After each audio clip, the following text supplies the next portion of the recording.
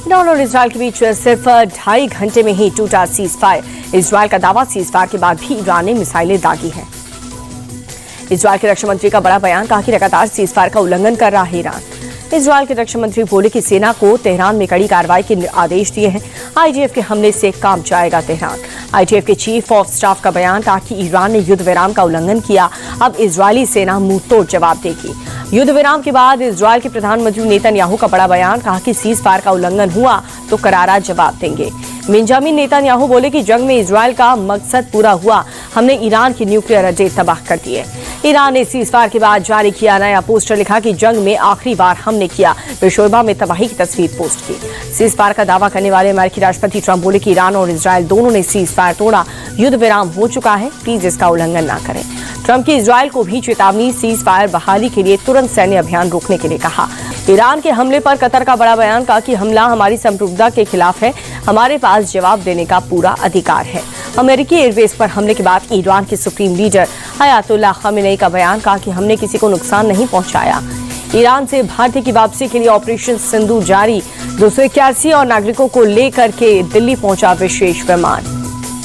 Operation सिंदूर पर PM Modi का बड़ा बयान, कहा कि दुनिया ने हाल ही में भारत का समर्थन देखा, 22 मिनट में पाकिस्तान घुटने पर आ गया।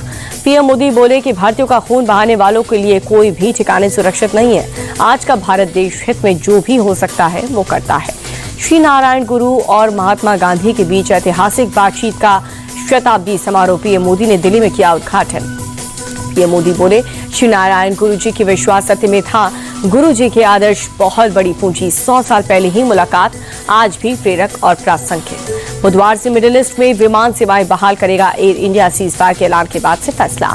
25 से 26 जून तक चीन दौरे पर रहेंगे रक्षा मंत्री राजनाथ सिंह, जहां पर किंगडाओ में होने वाली एससीओ बैठक में शामिल होंगे। पश्चिम बंगाल विधानसभा में बवाल, बीजेपी विधायकों का सदन से ब्लैकआउट, 4 विधायकों के सस्पेंड होने पर बहिष्कार किया। वाराणसी में गृह मंत्री अमित शाह की अध्यक्षता में मध्य क्षेत्र परिषद की 25वीं बैठक, यूपी, उत्तराखंड, मध्य प्रदेश और छत्तीसगढ़ के सीएम शामिल, कई मुद्दों पर चर्चा। मध्य क्षेत्र परिषद की 25वीं बैठक के लिए वाराणसी पहुंचे यूपी के सीएम योगी आदित्यनाथ, काशी विश्वनाथ मंदिर में पूजा अर्चना की। छत्तीसगढ़ के सीएम विष्णुदेव साय पहुंचे काशी विश्वनाथ मंदिर, पूजा अर्चना करके बाबा विश्वनाथ का आशीर्वाद दिया। छत्तीसगढ़ के डिप्टी सीएम विजय शर्मा भी वाराणसी पहुंचे, काशी विश्वनाथ मंदिर में पूजा अर्चना की। उत्तराखंड के सीएम पुष्कर सिंह धामी ने एमपी के सीएम मोहन यादव से मुलाकात की, कई अहम मुद्दों पर बातचीत हुई, चर्चा हुई, चारों धाम का प्रसाद भी भेंट किया।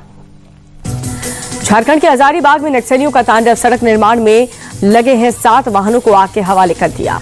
बदायूं में पुलिस की बदमाशों से मुठभेड़ हुई, गोली लगने के बाद 2 बदमाश गिरफ्तार, आरोपियों के पास से 2 अवैध तमंचा, कारतूस और कार भी बरामद। यूपी के मऊ में पुलिस की बड़ी कार्रवाई, एक डीसीएम से 12 क्विंटल से ज्यादा गांजा बरामद, 3 करोड़ बताई जा रही है कीमत, एक तस्कर भी गिरफ्तार। महाराष्ट्र के नागपुर में एक ही रात में 4 शोरूम में चोरी की वारदात, इलाके में व्यापारी में दहशत का माहौल। दिल्ली के ज्योति नगर इलाके में खौफनाक वारदात, बिल्डिंग के 5वें फ्लोर में धक्का देकर के लड़की का मर्डर हुआ। तौफिक नाम के शख्स पर नेहा की छत से फेंकने का आरोप, बुर्का पहनकर के बिल्डिंग में घुसा था आरोपी, पुलिस तलाश में जुटी। दिल्ली पुलिस के एनकाउंटर में हरियाणा का कुख्यात गैंगस्टर ढेर, दिल्ली बॉर्डर पर मारा गया रोमिल बोहरा, शराब कारोबारी के मुजरिम समेत 4 हत्याओं में था वांटेड। हरियाणा के करनाल में तेज हवाओं के साथ बारिश हुई, सड़कों और खेतों में जलभराव से लोग परेशान।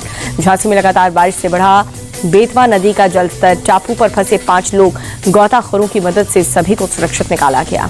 नासिक में भारी बारिश के बाद गंगापुर डैम ओवरफ्लो हुआ, 6000 क्यूसेक पानी छोड़ा गया, नदी किनारे रहने वालों को अलर्ट किया गया। मुंबई में 5 दिन तक हाई टाइड की वार्निंग, समुद्र में 4.5 मीटर से अधिक ऊंची लहरें उठने के अनुमान है। गुजरात के शक्तिपीठ पावागढ़ में पहाड़ी पर भारी बारिश से झरने जैसे दिखने लगे मंदिर परिसर की सीढ़ियां। सूरत में मूसलाधार बारिश से आई बाढ़, रिहायशी इलाकों में मकान और सड़कें जलमग्न, लोगों की मुश्किलें बढ़ी। राजस्थान के 12 में भारी बारिश से बाढ़ जैसे हालात, एसडीआरएफ ने 29 लोगों का रेस्क्यू किया। उत्तराखंड के बद्रीनाथ में लैंडस्लाइड, 3 लोगों की मौत, यात्रा पर फौरी तौर पर रोक लगा दी गई। और उत्तराखंड के बागेश्वर में भारी बारिश के बाद कई जगहों पर लैंडस्लाइड, पहाड़ का मलबा आने से 19 सड़कें ब्लॉक हो गई।